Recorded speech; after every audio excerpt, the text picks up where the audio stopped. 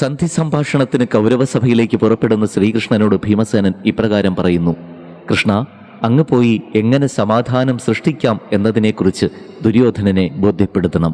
ദുര്യോധനൻ നിമിത്തം വംശമാകെ നശിച്ചു പോകാൻ ഇടവരരുത്. ദുസ്വഭാവിയായ ദുര്യോധനനെപ്പറ്റി അങ്ങയ്ക്ക് അറിവുള്ളതാണല്ലോ.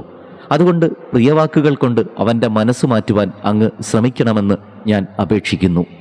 ദുര്യോധനന് നല്ല ബുദ്ധിയുണ്ടാകുന്ന വിധത്തിൽ അങ്ങ് സംസാരിച്ചാലും യഥോചിതം അങ്ങയുടെ ദൗത്യം പൂർത്തീകരിച്ച് മടങ്ങി വന്നാലും രാജാവിനും അർജുനനും ഒന്നും യുദ്ധം ചെയ്യണമെന്ന് ആഗ്രഹമില്ല. രാജ്യം നശിക്കാതിരിക്കട്ടെ. ഭീമസേനൻ്റെ ഈ വാക്കുകൾ കേട്ടപ്പോൾ കൃഷ്ണന് ചിരിയാണ് വന്നത്. അദ്ദേഹം അത് ഭീമനോട് ചോദിക്കുകയും ചെയ്തു: യുദ്ധത്തിന് വേണ്ടി കൊതിച്ചുകൊണ്ടിരുന്ന നീ എന്താണ് ഇപ്പോൾ ഇങ്ങനെ ചിന്തിക്കുന്നത്? നീ ചെയ്ത സത്യങ്ങളും വെല്ലുവിളിയും പ്രതിജ്ഞയുമൊക്കെ മറന്നുപോയോ? ഭീമൻ യുദ്ധത്തെ ഭയപ്പെട്ടു തുടങ്ങിയോ?